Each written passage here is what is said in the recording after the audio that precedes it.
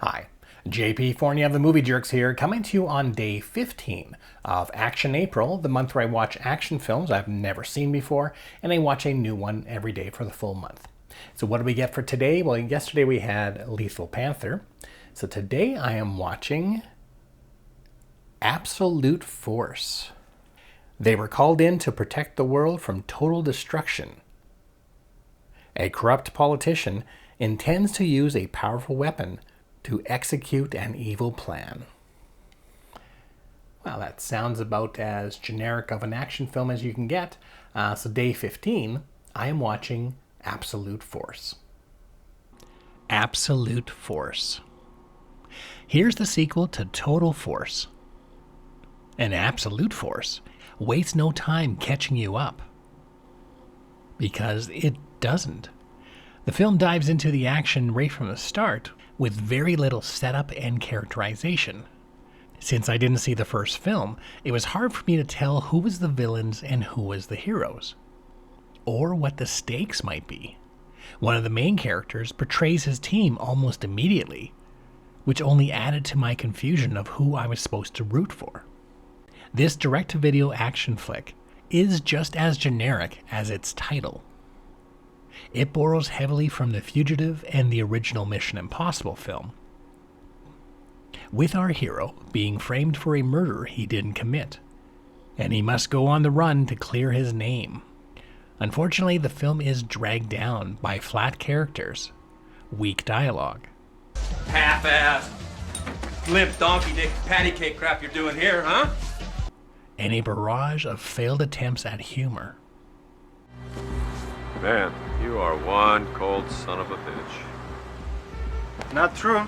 I left him one arm so he can play with himself in the hospital. Stand corrected.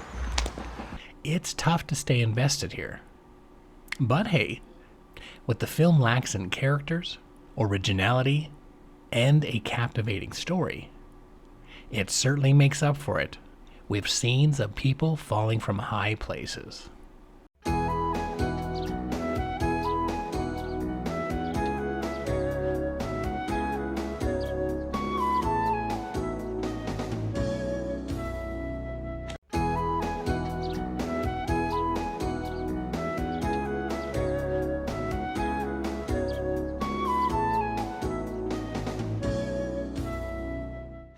The film does have a decent amount of competent stunts. However, the action scenes are particularly confusing.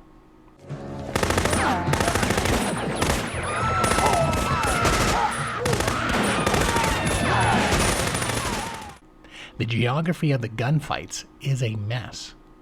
It's often impossible to tell who's shooting whom, how many people are in the room, or even where anyone is supposed to be. Most of the gunplay just consists of people shooting, cut to a person somewhere else being shot, and they don't always appear to match. It just feels chaotic and poorly staged. To its credit, the film tries to pack in as much action as possible, but without clear stakes or coherent direction.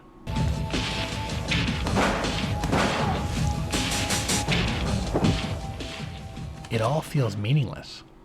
Even the music beats miss a mark, with this cliche sound effect of a surprise reveal cue.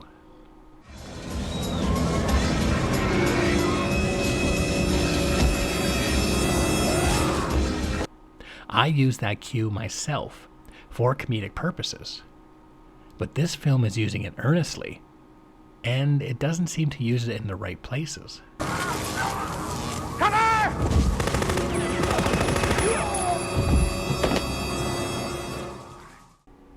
In the end, I cannot recommend watching Absolute Force. And I also can't recommend watching Total Force, because I haven't watched it yet.